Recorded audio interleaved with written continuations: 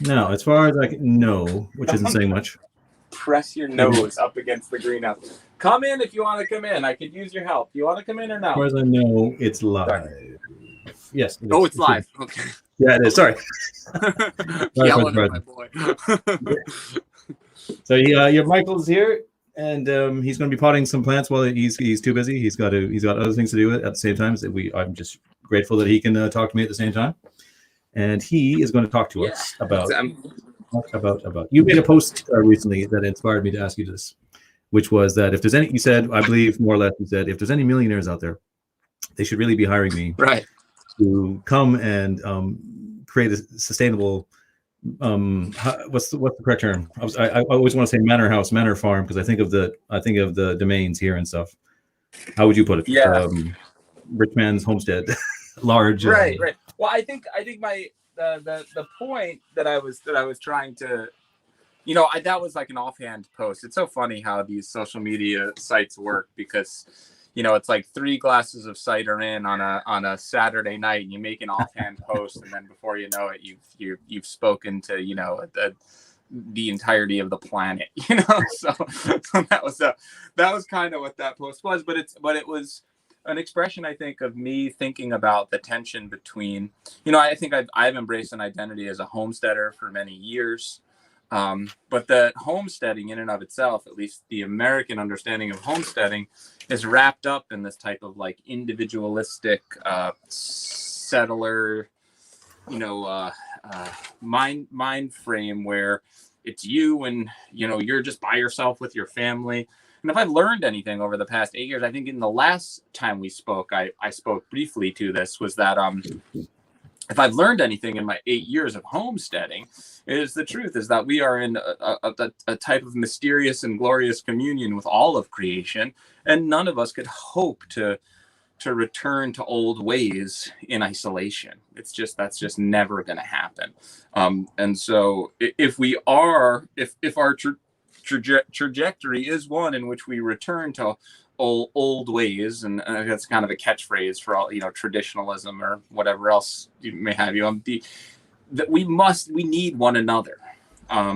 Yeah. And then I just thinking about that tension of like, okay, well, homesteading is like, I can do it all myself, but then what is the expression of, human social organization where you're living at pace with the landscape, and that you're living in a type of like a social environment where things are ordered and structured, and a traditional, more classical form social structure that would also be self-sustained. Well, okay, it's the 2-door manor house, or it's the it's the Victorian country estate. These Edwardian farm. I was thinking, precisely. Yeah. And so then I made this. Oh wait, look at that. There's the tension right there. Right, I'm trying to homestead, but really what I want is to return to a more classically formed society. And you want to be the lord. You want to be the lord of the manor. Yeah, I think I'd rather be the gardener.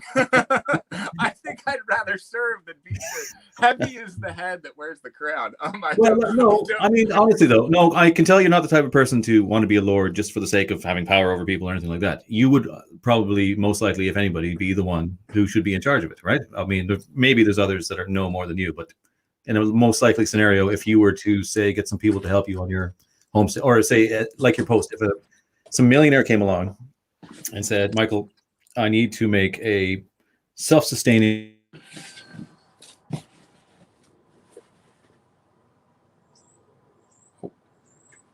I can't hear you.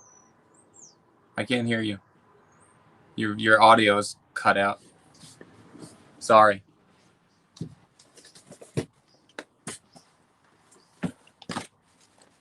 The wonders of technology. Okay, should it work now?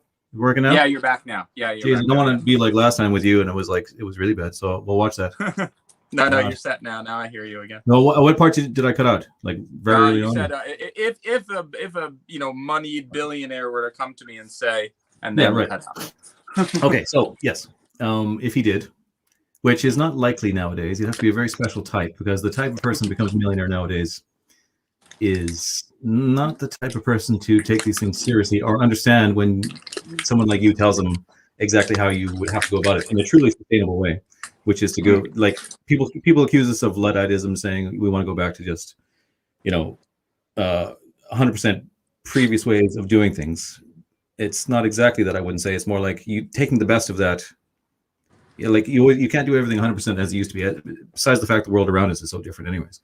But I think more or less, if you go back to 100% human labor, not 100%, but human animal labor as much as you can, and avoiding industrial machinery in a sort of Ted Kaczynski approved way, let's say, dare I say.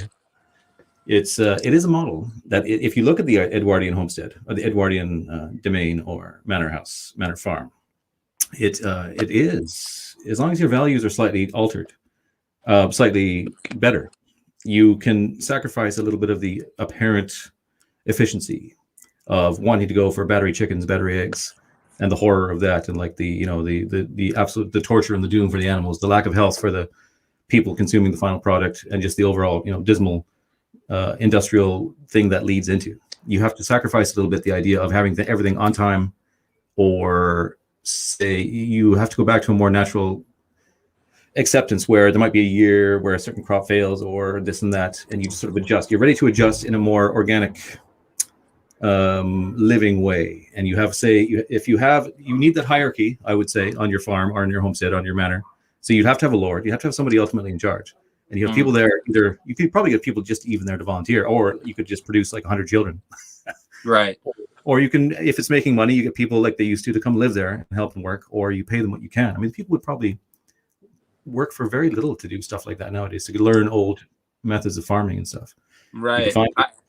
So you'd have to sacrifice. My point is, you just have to sacrifice some of that apparent efficiency for a more, dare I say, plastic or non-rigid system of like give and take that's more organic. Absolutely. We spoke last time we spoke. We spoke about this idea of efficiency as being the mode of evaluation, and I think in the last time we spoke, we can't, at least there was somewhat of a seeming rough consensus that the idea of so much of human scale of returning to an old way, or a human scale nature of doing things, is not just for the efficiency of the production. It does. There could be arguments to trend that human scale builds more resilient, more local systems that are more that do carry certain efficiencies, right? When you're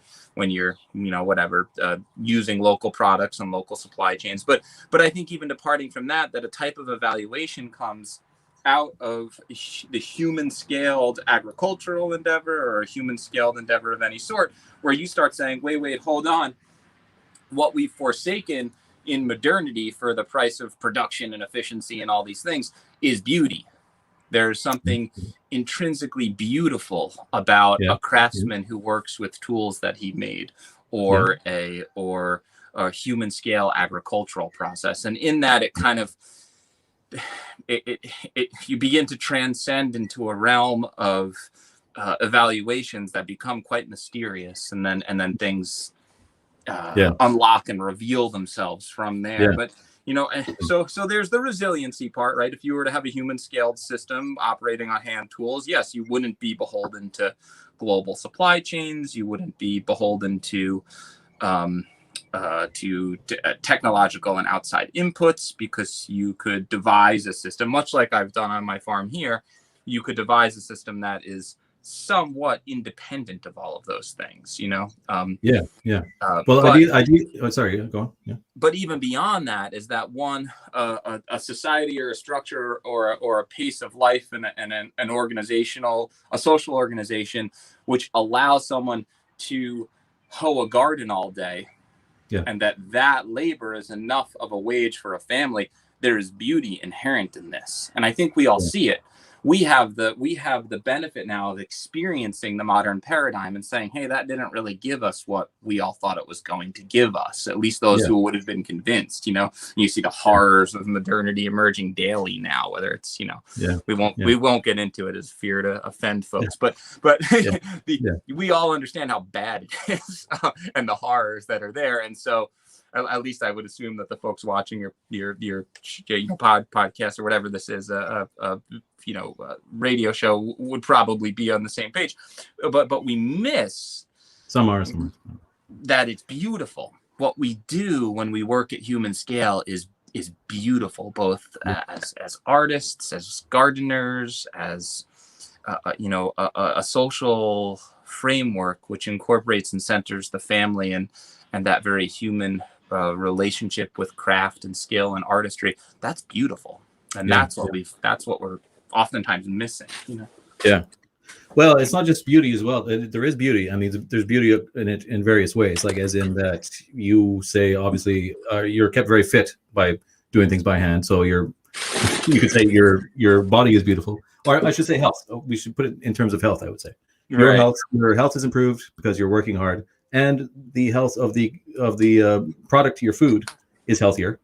Yes. Without getting into industrials. So we know that for a fact. So and the health of the animals is better. They're not, they're treated much better. So there's beauty and health are two major things that you just like excise completely out of it. If you go industrial, you're just thinking, okay, I've got this, profit to make this month and next month. I can't afford to have a slow month for reasons of weather, or, this is all they're thinking. It's purely divorced from everything human and, what's the word for human and animal? I guess everything organic and natural is just like not considered. Right. So that's the horror of it. Yeah. Yeah. But I do think also you do need to, like you were saying, I'm joking around with you saying you're the Lord, or say if you were going to work for if some millionaire hires you wouldn't call him a Lord nowadays, but what's the difference? He is basically that. What do you call him now? The CEO of the farm? I mean, who cares? Whatever. Right. Who cares? He's in charge. You're always going to have somebody in charge. And even if you want to go for a communist revolution, the commissar with the most guns is the guy in charge at the end. Like, there's no way to avoid that. Let's just say that. I'm risking getting in trouble saying stuff like that. Well said. Yes. I just want to add the example of the hippies that tried with their kind of very liberal hippie values to make communes. Most of them failed because they also would not accept hierarchy, and they just sort of tried to, everyone's equal and we're just going to have an orgy every Saturday and grow our corn, and this never worked out. It fell apart because they don't have that certain traditional hardness. So that's what I would say about that. Yeah, no, absolutely. Not, this gets into, this I would find for me roots itself in my Catholic perspective or other things, but nature is a hierarchical, the natural order of things is one of hierarchy, both in, precisely what you're saying is that these various it's unfortunate that all of the back to the land experiments over the past 100 years often incorporate, whether they're permaculture experiments or other things, this form of like modern, French Republic egalitarianism, which is doomed to failure, as we've seen like the death throes of liberalism in our life, and that, I think it's why the post that I made resonated with people so much, is that there's this awakening in people that, hey, maybe hierarchy isn't so bad, and then, hey, I'd also whether you like it or not, it's necessary. Like, there's nothing you can do about it. That's what I would say. It just emerges, right? Precisely. Yeah.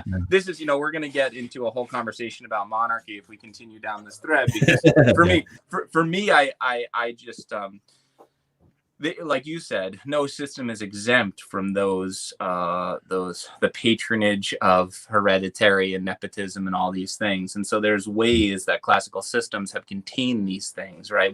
You literally crown the nepotism in a monarchy and say, here, everyone can see it. Let's watch it very closely, Whereas in a communist system, you pretend like it doesn't exist, and then it flourishes in the dark corners doing nefarious things. Well, you disobey the commissar, and you get, I mean, right. The authority is there, but you better believe it. But in any event, I was kind of bewildered with how much this idea of like, hey, I wouldn't see it as like a commune or such, but there, since I made that post and like, oh, all these people are really, kind of whatever, what happens on Twitter and things go viral and blah, blah, blah, blah, blah. Or not that that's even a viral post, but there was a lot of feedback. People like being like, oh, this is really interesting. Yeah. And one of the things that emerged for me, and this would be my pitch to a billionaire or how would you, I think you kind of broached it for a moment there, saying like, billionaires aren't oriented to find value in a human scale system. And so I would challenge that. Yeah. And the grounds on which I would challenge that is that, temporal wealth shifts. One day your currency is top of the world, and the next day it's inflated and worth nothing. As we see in America, or one day your real estate's really valuable, and the next day it's not. And so where does real resounding hereditary value actually lay? And what I see, both with like the collapse of, the potential collapse of global systems or industrial patterns or other things, where is real value? Well, real value is in relationship.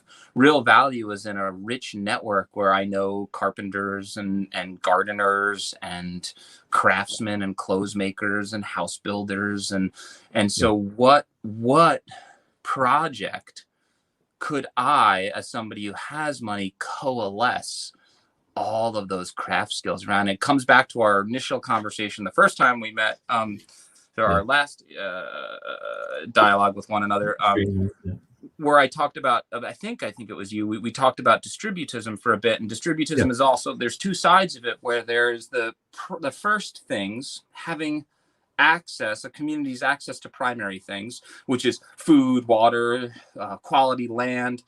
But then you don't just give someone a forest, they don't know how to build a house from the forest. You also have to cultivate the skill set that knows how to build the house. In order to have access to primary things, you have to invest in the traditional crafts and skills to know how to do that. You could give, somebody a beautiful piece of land, but if they don't know what they're doing gardening, well, they're going to starve their first winter because, they don't have the skill set. And so how would a billionaire make sure that around them, centered around them, say someone who just like this thought experiment is like, okay, someone has endless amounts of money, how would they coalesce around themselves in permanence?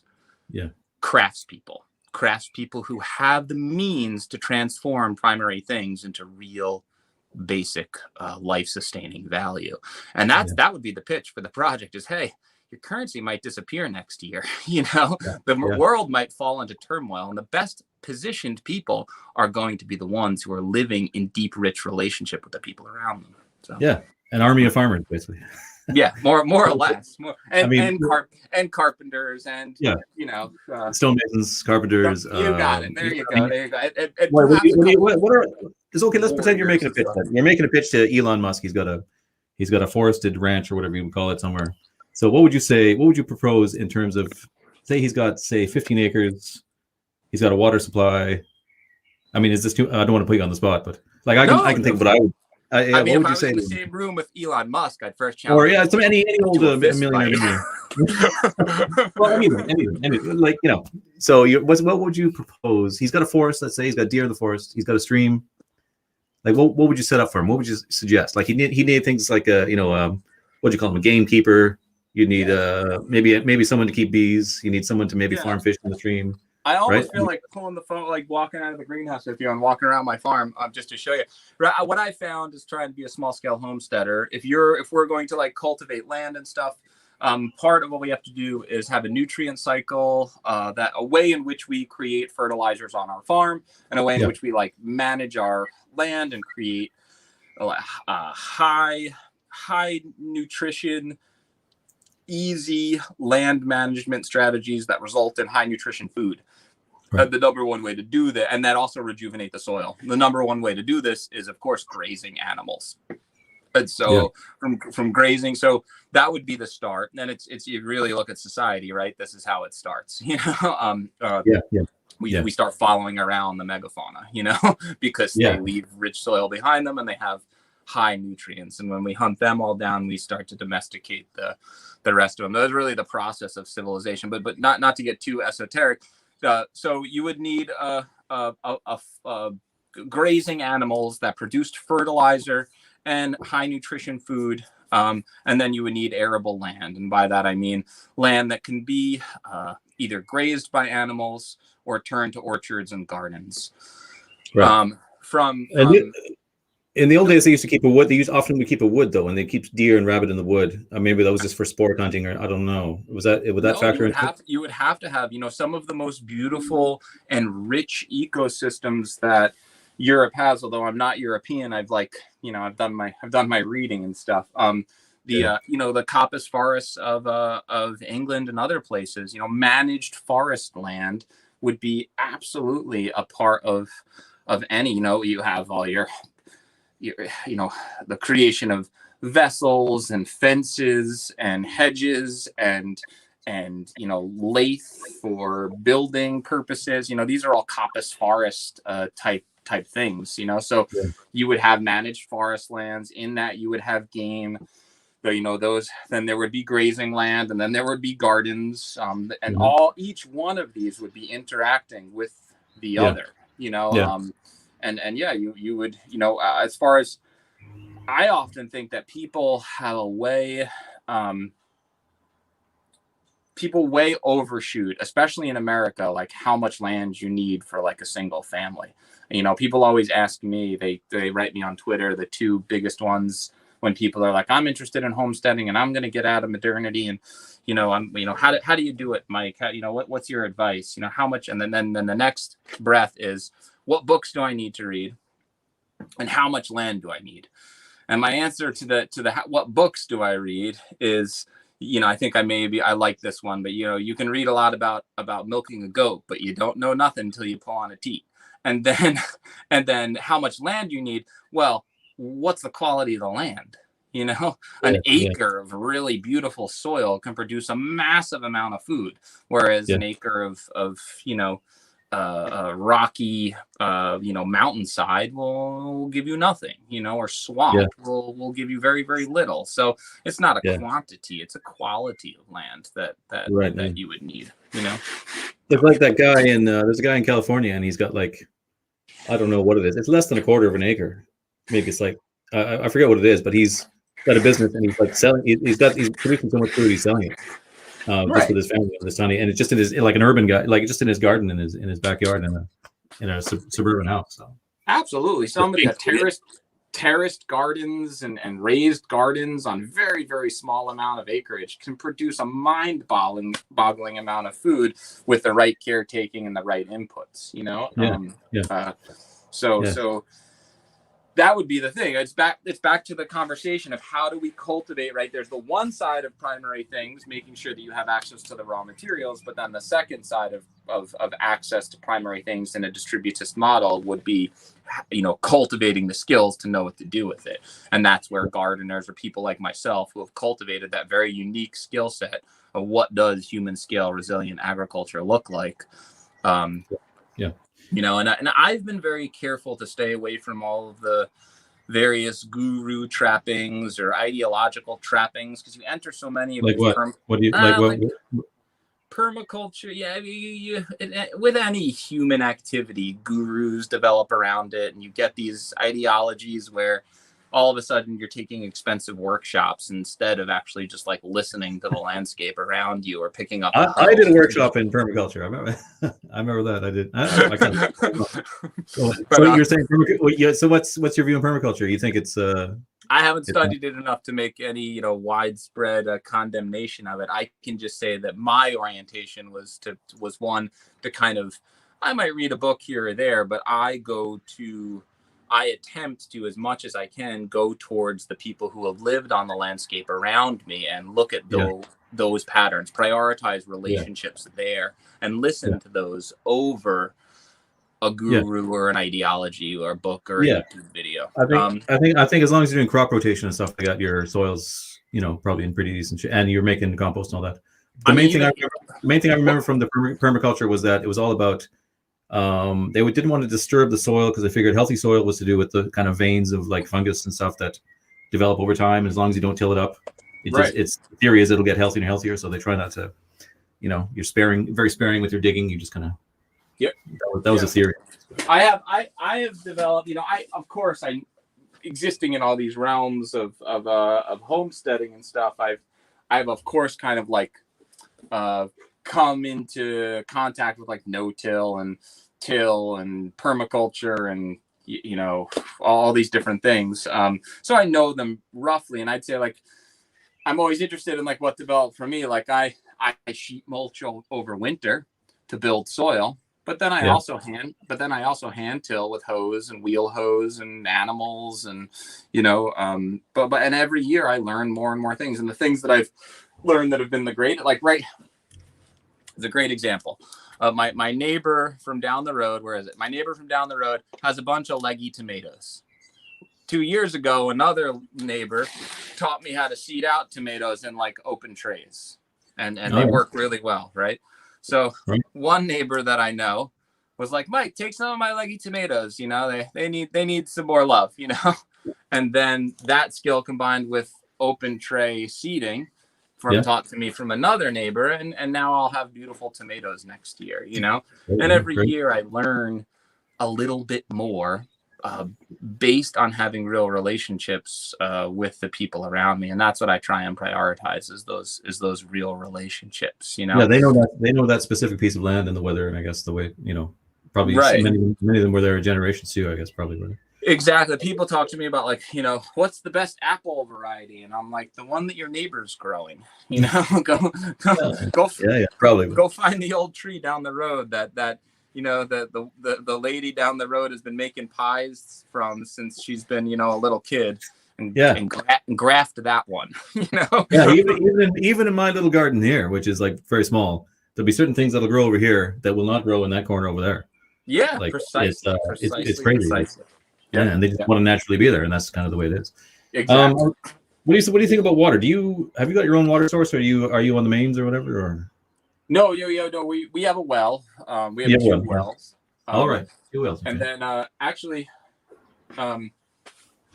just over the last little bit, one of the improvements that we've made here in kind of like reorienting ourselves around this idea of primary things, was saying, hey, we need water. We need to make sure that we have the means to access water no matter what. And so we, on top of our well cap, placed a hand pump that primes our pressure tank in our house. So there's like there's a cutoff valve that I can pump water out of it, or I can pump my pressure tank. Now I'm still on the grid at this phase. I'm not completely like electrically, you know, independent. I don't, you know, but I don't, my plan is not to get into like high technologically dependent things. So whenever I solve a problem here, I try and solve it with very simple mechanical things. So we put a hand pump on top of our well cap that is like 2 pieces. I bought replacements of those 2 pieces, and if you know, with no power here, I'll still be able to prime my pressure tank and have running water in my house. Although right now I still have a pump at the bottom of my well, and we use electricity. So, but I have the means to not do that. And did you drill those wells yourself? Did you get them drilled, or were they there? Oh no, they were existing here when we came here. You know, lucky us. You know, there was a hand well that was here, but it kept collapsing. So you know, so it was only like, I don't know, it was only like 40 feet deep. We're kind of blessed in where I live. We live in this very geologically, it's like limestone, lots of gypsum caves and other things all around us, and the water table sits very high in most of the places. Is there a lot of stone? It could you even like get a quarry out of your land if you? Not my land is, you know, when I selected my land, I was just like as much arable land as possible because I thought I was just going to plant lots of apple trees, you know. I wasn't even really oriented to like be a homesteader when I first purchased my property. I was more oriented around like, let's have a big cider business, you know. And then I think the last time I shared how that changed for me. I'm just imagining you got a millionaire and he says, okay, I want everything on this property. I want to be able to do everything from a primeval level upwards. So, you know, like even around here, it's hard to find, there's so many streets called lime kiln roads. They're all over the place, but there's not any lime kilns left. Like I have to order lime for stonemasonry from France, or something like, you know, obviously a tradition here for very long time. Basically, I think you just build a really hot kiln, and you take your limestone and you burn it till it turns to powder, and you've got lime for, which is like, that's like God's butter for if you ever want to build a wall or Yes, fire chimney, whatever. absolutely. I use that stuff all the time. So like that's a resource. If all you have to do is make a kiln, if you've got limestone, yeah, and you can build. That's another thing that like totally because that's the idea of the two-door farm or whatever, is that it's like its own little world. It doesn't necessarily need the outside world. I mean, it does to a certain degree, but not necessarily all the time. Like they were as self-sufficient as can be, and that can be translated back to the guy in California in his little urban house setup as well. And as long as you have a piece of land, you can scale it up to until you have a huge acre. You have a kingdom, I guess, in your self. Yeah, and if we go back to the two-door farms, there might have been a wealthy landholder or a lord who might orchestrate things like defense and kind of customs and other things. But many of the two-door farms were centered around monastic orders who would do the deep thinking of land management and communion with the land and the individual's ecstatic kind of revelatory understanding of the divine and their labor. So by centering the monastery at the center of those communities, those values became the center of those communities. And so again, it's like, give me $1 billion and I would build a monastery, invite monks there, and then listen to whatever they said, which would probably be serving like orphan children, and then build a human community around that. Well, you can see even the existing monasteries today, they basically live this way. They basically farm. They have like a little inside their, they'll have like a courtyard area that's a garden or like an outside garden, and they'll just that's how they'll feed themselves. They'll just farm themselves. Yeah. There's a brilliant community of Carmelites that I don't know if you can visit Carmelite nuns, but these sisters are in America. I think they're in New Jersey or Pennsylvania, but they're building timber frame stone houses of the most beautiful design, all full habit on scaffolding, doing masonry work, and building much like the cabin that I built in my back here, but even more beautiful, and so precisely that. It's like, if only the person with the means and the resource, here's the problem in our modern age, is that wealth has not been held in perpetuum. The line of hereditary wealth has been broken in modern society. And so usually the people who are holding wealth are the people who are deeply embedded in modern systems of technology, which usually precludes them from a value system that would say, exactly. Like I would make an exception with the likes of, say, you hate Elon Musk. I don't mind him, but he has some sort of idea towards sustainable environmental stuff, at least. That's right, but it's always high technology based. It's always technology. The idea isn't to create a social condition in which the high technology is not necessary. The idea is to create a social condition in which the high technology becomes the solution. My guess is that if this became a reality, and I do think you should be hired to do such a thing, but if it became a reality for you, I do think you have to compromise. There has to be a compromise. You wouldn't just be able to say, okay, we're going to build a monastery. You'd have to be like, the guy would definitely want maybe something that sounded like a new solution to the problem of avoiding the suffering of the animals or the horror of the battery industry process, or like just a sustainable renewable process cycle of a farm that is self-sustaining without having to buy fuel and things like that. So, but you would have to approach it sounding kind of new by saying, okay, you just have to reassert your value slightly. What's more important to you? That you definitely have this amount of, I just use a random example that probably doesn't make sense, say eggs. You definitely want this number of eggs every month or year, or you have a kind of, like I said before, a fluid system that it has a bit of give and take, and it depends on you have to move with the weather, you have to move with this and that, and it's all human. But you'd have to talk about a value change. You'd have to say, are your values this? Are they purely commerce and industry efficiency, which will lead to unhealthy product, misery for animals and people, or and more, you'd have to approach it that way, and maybe you could get into their heads a bit that way, as if it sounded new, instead of saying, we're trad, we're going back 100 years, that's it. Yeah, right. Because you have to say, if we're diagnosing a modern problem and saying there's solutions to it that are, you don't have to literally go and live in the past exactly, but there's values and things that are mistaken. We've taken a wrong turn on a few spots that we could correct if we're smart. Yes. And the wrong turn always makes me think of that wonderful C.S. Lewis quote. Do you know the one? We all want to be the most progressive man, but, and I'm quoting now to some degree, roughly. But when we've made a wrong turn, the most progressive man is the one who turns around first. So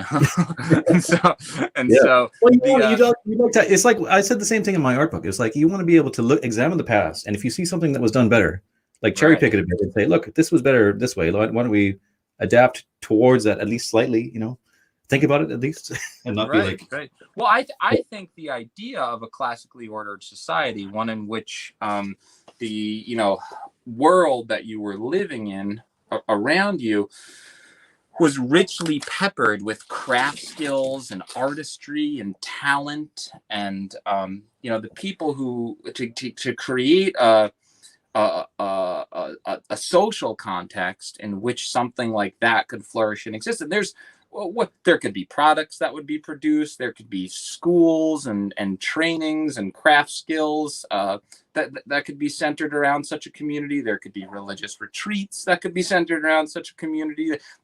There's many means for which that community could still potentially engage modern cycles, especially as these ideas become more and more appealing to people. And then there's immense value for the participants of it, from the person with the money all the way down to the fellow like me who would just really love to live with a hand. I don't want to be a homesteader all by myself. I want to wake up and I want to pray with a bunch of people who then go and labor in holy reverence with one another all day on the landscape, and that's just a beautiful life. And what if people were given the opportunity to live in such a way, the things that would emerge from it would rival the times where we did that at other points, and maybe go past them into something else that is on a healthier route, let's say. Right. But I think a lot of the American farmers, you've already got the right idea, but I think a lot of them with the big estates would do well to do like a tour of Europe, even just England or here in Ireland, and see the old estates and what they would do, because they would have. It wouldn't just be like they'd keep bees and have a gameskeeper in a forest, and they have ferrets and every kind of animal you can think of. They'd dig a giant lake out of the ground in front of the house and just fill it with perch or whatever, and just like go fish that whenever they wanted some fish as well. Like that would just be there. Precisely. I don't know. How do you dig out a lake like that? If you just dig a big enough hole, and it's like huge, will it just fill with water, or do you have to line it with like clay or something? Because they didn't have plastic lining, thank God. Yeah, I think this comes to the idea that you need people who understand. My neighbor across the street, he just dug a pond. He did it with machinery but he dug a pond. There was clay in the bottom, and now he has a pond. So so it's clay. With engaging the people who know and understand landscape in this way to to create these systems. But it. With my minimal knowledge of like just a few years of doing this, I would most absolutely be able to, again, if the thought experiment is like, right, a millionaire or a billionaire really just means liberate yourself from the constraints of capital. Could you do it? And boy, yes, I could. Yes, I could. And for many families, it would be absolutely possible. But liberating yourself from the constraints of capital is the trick, Well, yeah, it's like you said, the billionaire would need to be, because he would need to be willing to. There wouldn't be guarantees, and it would be his profits would be long term, even financially long term. He would do better, I believe. Right. Right. But it would be sort of in a long term that the modern millionaire maybe is not used to, and also. His value, he'd have to, I don't know how many of them can even absorb or understand these values, the importance of beauty, the importance of human scale, and, things like that. I don't know how much. again, it would only take one. It's true. Yeah. I mean, where are they? There's quite a few. As wealth stratifies in the way that it's continuing to stratify in modernity, is there the chance that that wealth will coalesce around a single individual who has the virtuous perspective to understand how that orientation would actually be better for him and his long-term retention of hereditary wealth, as monetary systems are going like this, and governments and all these things, to actually have the wealth invested in relationships based around land, and then as that peripheral global world continues to become more chaotic and frantic and up and down, well, then they've coalesced a very static and stable community around them. There really is an argument that can be made on a there are rhetorical tools to approach someone with lots of capital and say, hey, a traditional village centered around a manor has real benefits for you. Yeah, rhetorical tools that we probably don't have with talking about monetary. I'm trying to develop them. You need a lawyer or something, I guess. Yeah, right. That immediately probably destroys the whole thing. No, you need a poet. You need a Wendell Berry that's traditionally oriented. It sounds like part of your scheme would be to immediately erect a giant wall around the whole thing. You definitely need a absolutely. With cannon slots in the walls and ramparts. Somebody commented on the post when I did it. Somebody commented, I forget what the fellow's name was, but I'll take the castle, please. And I reminded him that, well, then that's great. Then when we charge to battle against whoever's invading us, we'll put you on the front line. I think that's how it works. Heavy in the head. Yeah. No, that's no problem. So the main thing is the cycle of the soil is the number one thing, probably, isn't it? And yes, it is. So something like the creation of compost is pretty much it's much higher up than people realize. And it's not easy, is it? That's where I would argue that why I would say looking at grazing techniques that build soil and incorporating a ruminant a strategy of grazing animals that build soil, and then incorporating that into various walled gardens would probably, and that's what was done historically. Folding manure into the plow line, and that's what you would do going forward. The pattern is there. It's just, basically what they did. Yeah. It's just a matter of remembering it. It's all there. Yeah, that's right. Yeah. Do you don't keep bees and all that kind of thing, do you? No, I don't. Actually, I'm building a beehive next week. Yeah. So I seeded mason bees my first year here, and it was enough. But God willing, the trees very much want to blossom this year on my property. I'm in my 8th year, and so as I walk around right now, we're right on that cusp of blossom time. And as I walk around, the trees very, very, very much want to give it their all. Now it's just a matter of does the weather and everything else cooperate? And one of the things that I hope to add is the cycle of pollinators. And get more guaranteeing, large scale orchards, commercial orchards and stuff, import, they have bees move through and a gazillion bees pollinate everything. My idea here is to have a couple hives where we produce some honey, but that also kind of guarantees my pollination, Yeah. So then you have a sugar source. And to say if you had the lake full of perch or a stream, you'd have fish. I'm just wondering, if you by chance had enough food to feed your family and you were feeling 100% self-sufficient, what are the things you would necessarily need from the outside world, would you say? Need? Yeah. You wouldn't be able to get salt, say, or would you? No, not unless you're by the sea or something. Yeah, and I guess if you weren't by the sea, right, you would need to get salt. Unless there was a local, more local salt mining, and there would always be the need to again, setting yourself up on someone else who responded to it suggested an island, off the coast of Maine or something. Oh, there you go. There's your salt. The sea is a great resource. Yeah, the sea is a good resource. It's handy. Yeah.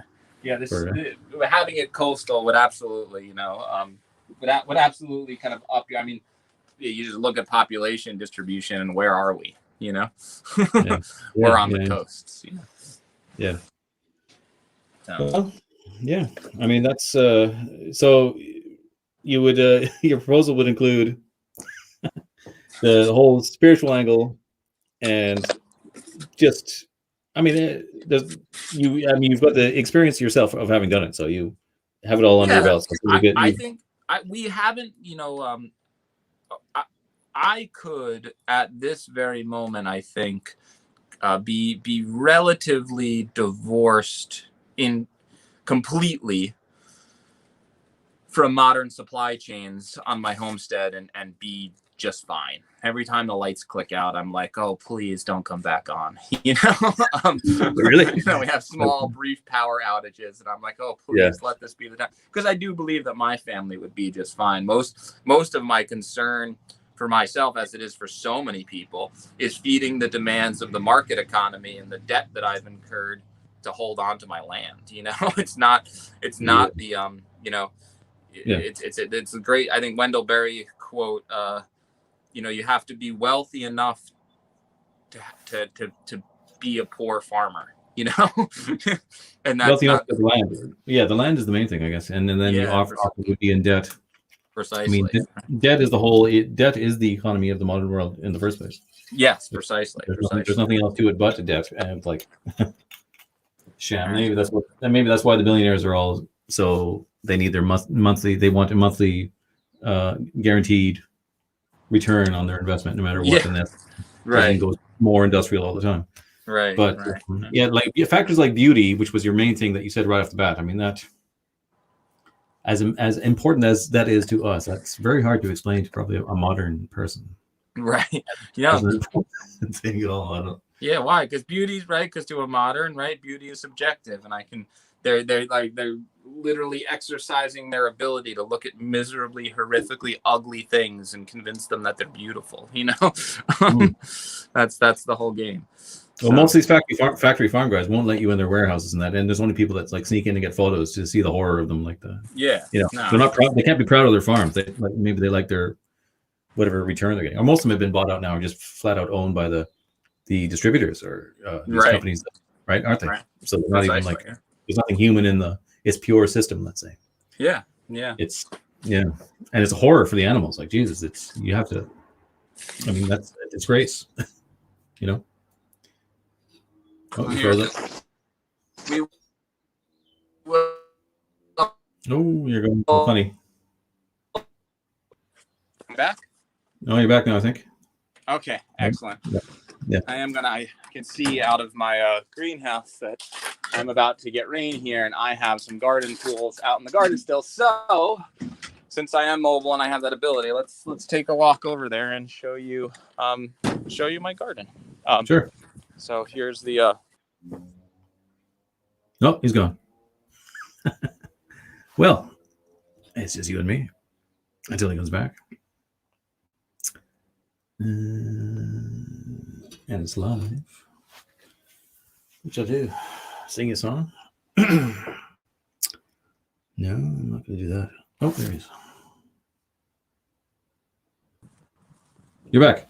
Hey, I'm back. Sorry about that. I flipped the camera around. For some reason that gets rid of it. So here are the orchards. Oh, yeah. Here. Yep. There is poultry. What if you got me?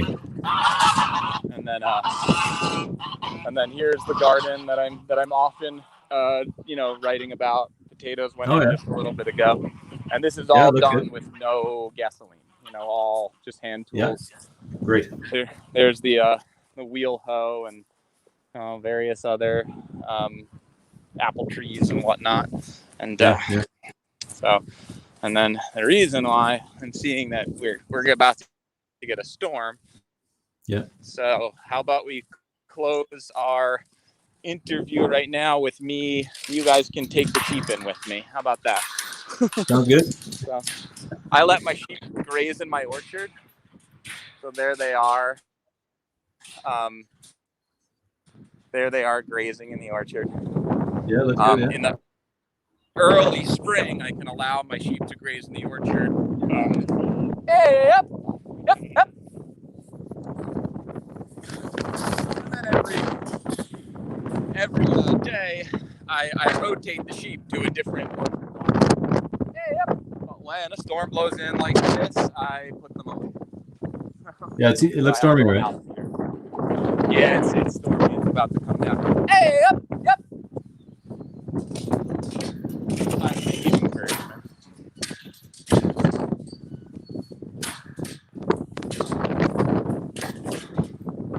Yep.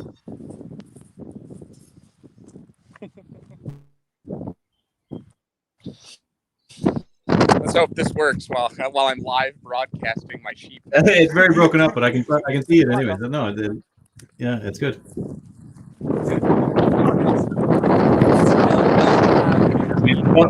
The quality is. Come on, girls, go. Yeah. All my sheep. It's like still images. It's like still images with like the roaring of wind. But yeah, that's whatever. Probably. Hey, get in there, you. Go. Yeah, if there's one thing I like to do is like abuse the few viewers.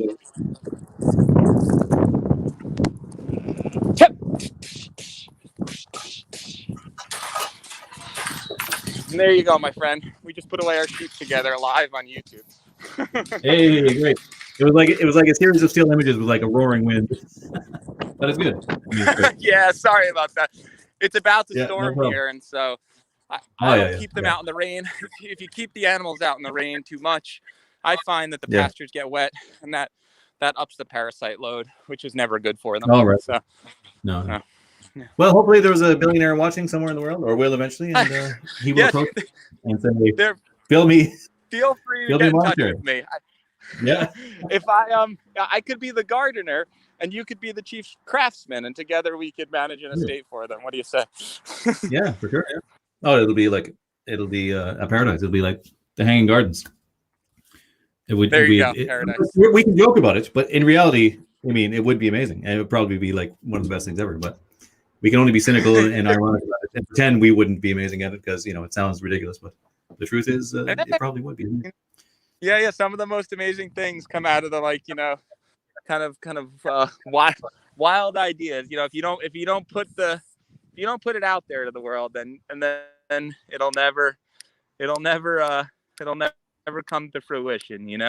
So we can sit around and say, oh, it's never gonna work, or we could do what me and you were doing and just casually talk about. Those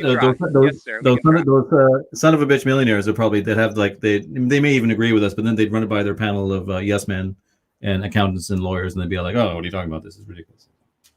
But, yeah, who knows? I mean, we've said we could do it, but they know in their hearts that we could do it, and it would be fabulous.